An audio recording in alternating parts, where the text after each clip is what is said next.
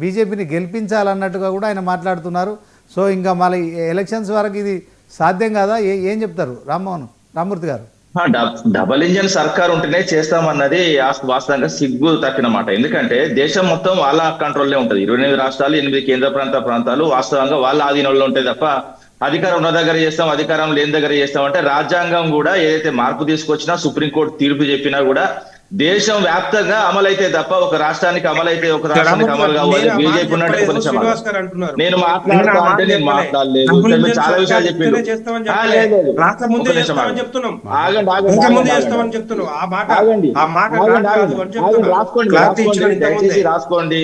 దయచేసి రాసుకోండి. మీరు మాట్లాడినప్పుడు, మీరు అభ్యంతరకైనా మాట మాట్లాడినప్పుడు నేను సపోర్ట్ చేయలేదు. ఎందుకంటే చెప్తా వినండి. మీరు ఏమన్నారు, స్థానిక ఎన్నికలు ఎంత లేట్ అయితే అంత మంచిది. ఎవరికి మంచిది? మీకు మంచిదా? అంటే మొత్తం కాంగ్రెస్ పార్టీకి అని చెప్పిన అది కూడా క్లారిటీ ఇచ్చిన కదా, కాంగ్రెస్ పార్టీకి అని చెప్తున్నారు. మరి మీరు ఎందుకు దీని విషయంలో చొరవ తీసుకుంటారు? ఎన్నికలు పెట్టడంలో మీరు ఎందుకు అడగట్లేదు తొందరగా ఎన్నికలు పెట్టమని?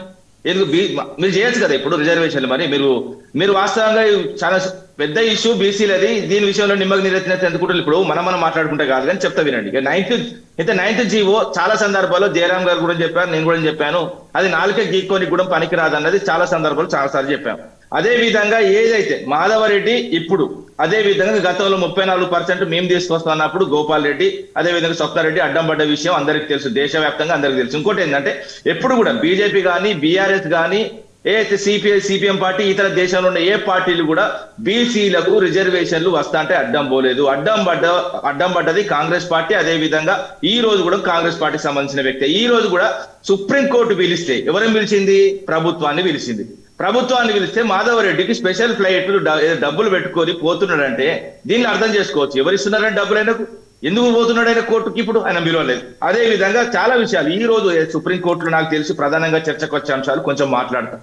ఎందుకంటే ఇప్పుడు 50% పరిమితి ఉన్న విషయం వాస్తవంగా దేశవ్యాప్తంగా అందరూ ఇంద్ర సహాని వర్సెస్ ఏదైతే యూనియన్ ఆఫ్ ఇండియాకి సంబంధించిన కేసులో 50% దాటొద్దని 1992లోనే ఏదో ఫ్రీజింగ్ పడ్డది. ఏదో కేసీఆర్ ఫ్రీజ్ పెట్టిండు అన్నది చాలా అబద్ధమైన మాట. ఏ రోజైనా మేము రాజ్యాంగబద్ధంగా బీసీలకు అవకాశాలు రావాలన్న విషయంలో కేసీఆర్ గారు కులంకుశంగా ఉన్నారు కాబట్టి 34%తో వాస్తవంగా జరిగింది. ఉమ్మడి రాష్ట్రంలో 2013లో సర్పంచ్ ఎన్నికలు జరిగితే మళ్ళీ మా ప్రభుత్వం వచ్చిన తర్వాత ఏదైతే 2018 అయిపోతే 2019 ఎన్నికలు పెట్టడం జరిగింది. ఆ 2019లో 2018లోనే ఏదైతే అసెంబ్లీలో ఒక తీర్మానం చేసి 34%, ఎందుకంటే వీళ్ళకు బీసీలు కొంచెం ఇబ్బందిగానే వాతావరణం ఉన్నారు కాబట్టి వాళ్ళకి పెంచి మేము స్థానిక ఎన్నికలకు పోతామంటే అడ్డం పడ్డది. ఒకటేసారి ఎన్నికలండి మాది.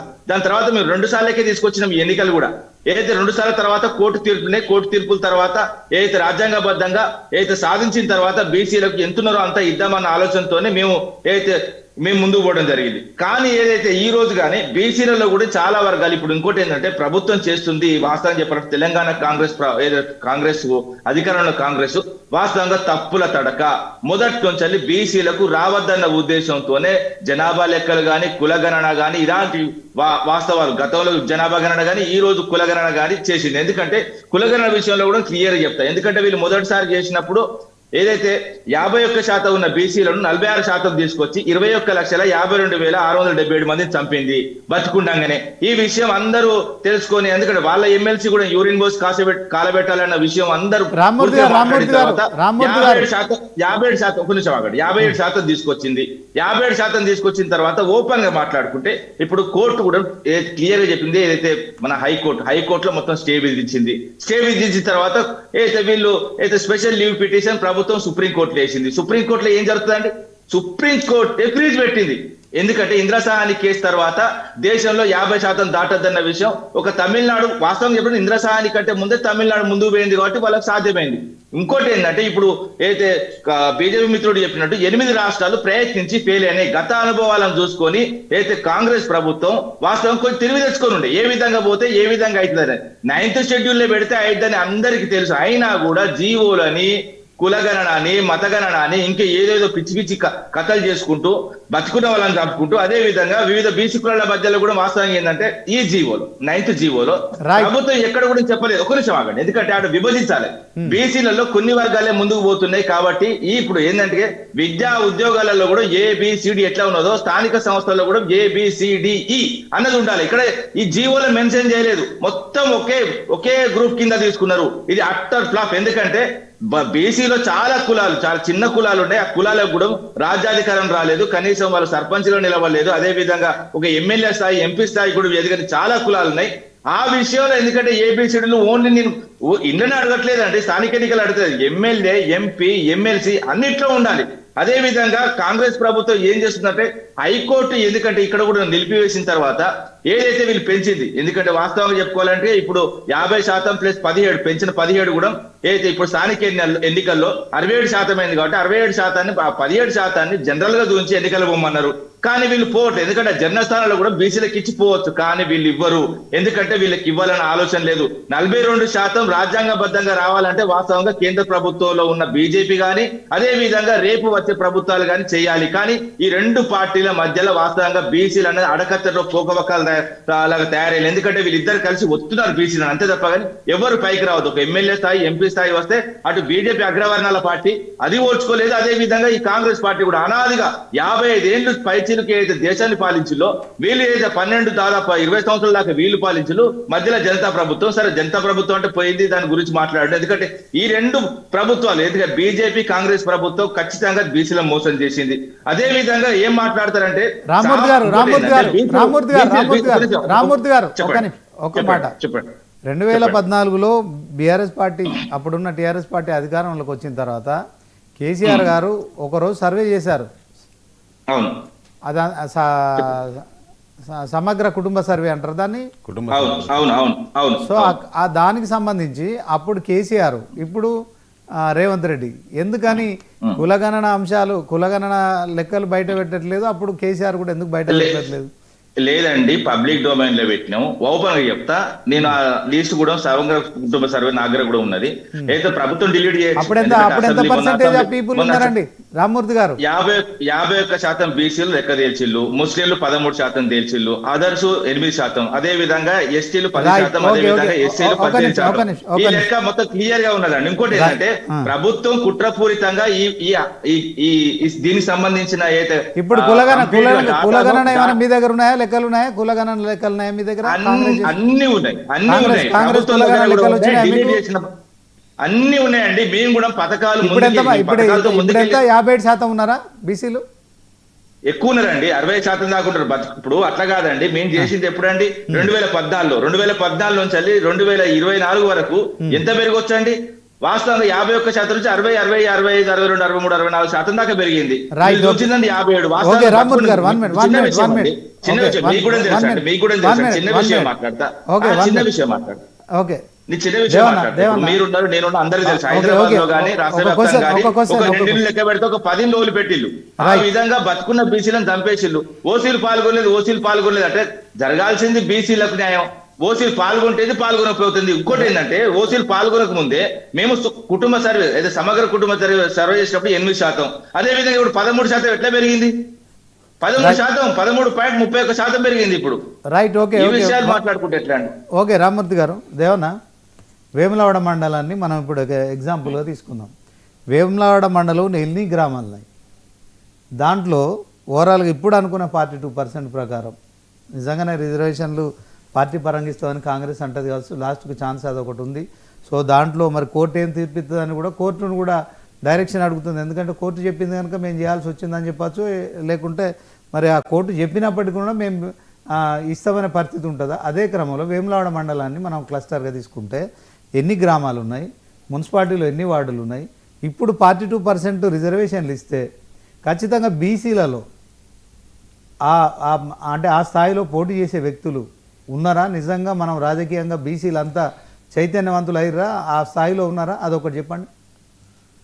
రాజన్న సిరిసిల్ల నియోజకవర్గంలో, రాజన్న సిరిసిల్ల జిల్లాలో 2 నియోజకవర్గాలు ఉన్నాయి. వేములవాడ ఉంది, సిరిసిల్ల ఉంది. అవును. ఇప్పుడు అక్కడ మాకు చూస్తే దాదాపుగా ఒక 70% బీసీలు ఉన్నారు అక్కడ. అక్కడ మొత్తము రేపు పొద్దున స్థానిక ఎన్నికల్లో టోటల్గా బీసీలలో అన్ని కులాలు దాడు పోటీ చేసినా బీసీలే గెలుస్తారు. అక్కడ ఓకే, వేరే వాళ్ళకి అవకాశం నేనేమంటున్నా లేదు. అంటే నిన్న ఒక చర్చ జరిగింది వేరే దగ్గర. వాళ్ళు ఏమంటారంటే బీసీలల్లో ఆ స్థాయిలో రాజకీయంగా పోటీ చేసే వాళ్ళకి అంత లేదు, ఆర్థిక స్తోమత లేదు, ఆ స్థాయిలో నాయకత్వం లేదని కూడా ఒక పెద్ద మనిషి మాట్లాడిండు. సో నేను అందుకని మిమ్మల్ని అడుగుతాను, స్టూడియోలో ఉన్నారు కనుక నిజంగానే 42% ప్రకారం కనిపిస్తే వేములవాడ మండలం ఎన్ని గ్రామాలన్నా? వేములవాడ మండలంలో దాదాపు 20 గ్రామాలు ఉంటాయి. 20 గ్రామాలు ఉన్నాయి. ఈ 20 గ్రామాలలో 42% అంటే మొత్తానికి 20లో 40% అంటే 8-9 మందికి అవకాశాలు వస్తాయి అంతే సర్పంచులుగా. అవును. ఆ 8-9 మంది గ్రామాలకి సర్పంచ్లో పోటీ చేసే బీసీ అభ్యర్థులు ఆర్థిక స్తోమత కానీ, తర్వాత ఆ జనబలం కానీ, కుల బలం కానీ ఇవన్నీ కలిగి ఉన్నారంటారా? మీరు ఒక్కటి ఎప్పుడు కూడా రాజకీయాల్లో ఈ బీసీలను 136 కులాల్లో ఈరోజు ఎంబీసీలో ఉన్నారు. ఎవరికైనా అవకాశం వస్తే వాళ్లకు రాజకీయంగా సర్పంచులు, వార్డు మెంబర్లు అయినా, జడ్పీటీసీ అయినా, ఎంపీటీసీ అయినా వెళ్తారు.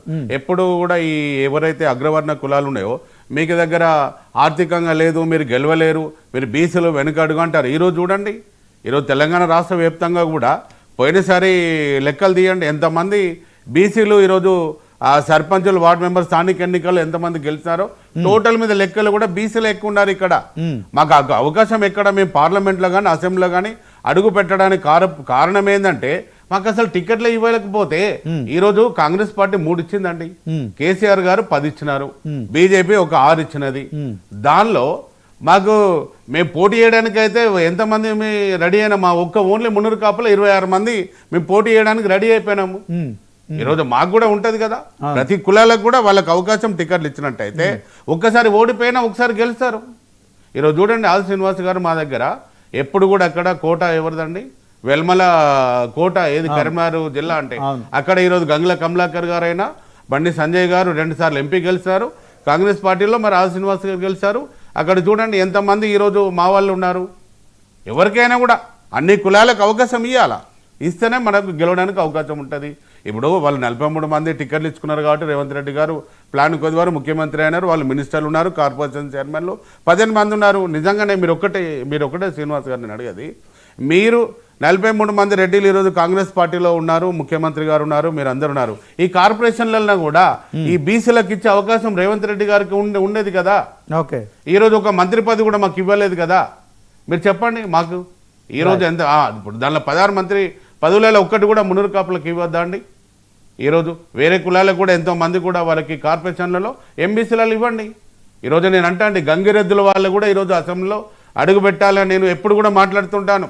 అదో కళ సాకారం అవుతుందో లేదు, అది నేనైతే ఎప్పుడు మాట్లాడుతున్నాను. అలాంటి వాళ్ళకు మీరు టికెట్ ఇవ్వండి, కార్పొరేషన్లలో అవకాశం ఇవ్వండి, నామినేట్ అవకాశం ఇవ్వండి. జయరామ్ గారు, గంగిరెద్దుల వాళ్ళు కూడా అసెంబ్లీలో అడుగు పెట్టాలి నిజంగానే.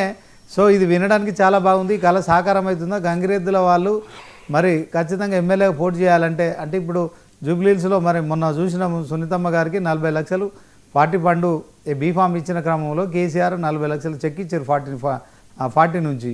సో దీంట్లో మరి గంగిరెద్దుల వాళ్ళు కూడా పోటీ చేస్తే బీసీలకు ఎవరు సాయం చేస్తారు ఆర్థికంగా? దీనికి సంబంధించి మరి టైం అప్ 1 నిమిషంలో చెప్పండి. మీకు ఒక ఎగ్జాంపుల్ చెప్తాను. గంగిరెద్దుల వాళ్ళతో పాటు ఒడ్డెర, ఇతర కులాలు, కుమ్మరి, ఒడ్డెర, చాకలి, ఇలా చెప్పుకుంటూ పోతే అనేక కులాలు ఉన్నాయి. ఇప్పటి వరకు కూడా అసెంబ్లీ గడప దొక్కని కులాలు చాలా ఉన్నాయి.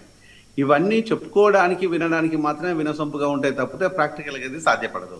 మీకు ఇంకొక ఎగ్జాంపుల్ ఏం చెప్తున్నంటే, ఎస్సీల లోపల అత్యధిక జనాభా ఉన్నది మాదిగ కులం. మాదిగ కులానికి ఇంతవరకు మినిస్టర్ లేడు. ఉన్న దామోదర్ రాజనరసింహ మాదిగ కులం కాదు అనేది మాదిగలు ఈ రోజు లక్ష్మణ్ కుమార్ ఉన్నాడు కదండి, వన్ సెకండ్ లేరు. దానికి కొట్టాడంగా తిట్టంగా వచ్చేసి లక్ష్మణ్ గారిని తీసుకొచ్చి ఇక్కడ పెట్టేశారు. అంతే తప్ప ఒక అలంకారప్రాయంగా ఈ రోజు మినిస్టర్లు ఉంటే ప్రయోజనాలు లేవు. వాళ్లకు తగిన వెసులుబాటు ఉండాలి, ఆ ఫండ్ ఉండాలి, ఆ సామాజిక వర్గాన్ని కాపాడే విధంగా ఉండాలి. ఈ రోజు ఏ పని చేయాలన్నా కూడా మళ్ళీ రెడ్డిల దగ్గరికి, మినిస్టర్ దగ్గరికే పోవాలి తప్ప ఈరోజు ఒక ఇండివిజువల్ గా ఏ మినిస్టర్ అయినా అవకాశాన్ని చేజిక్కించుకొని ఆ సామాజిక వర్గానికి సేవ చేసే అవకాశాలు ఉన్నాయా అనేది ప్రధానమైన ప్రశ్న. ఇది అలంకారప్రాయమైన మినిస్టర్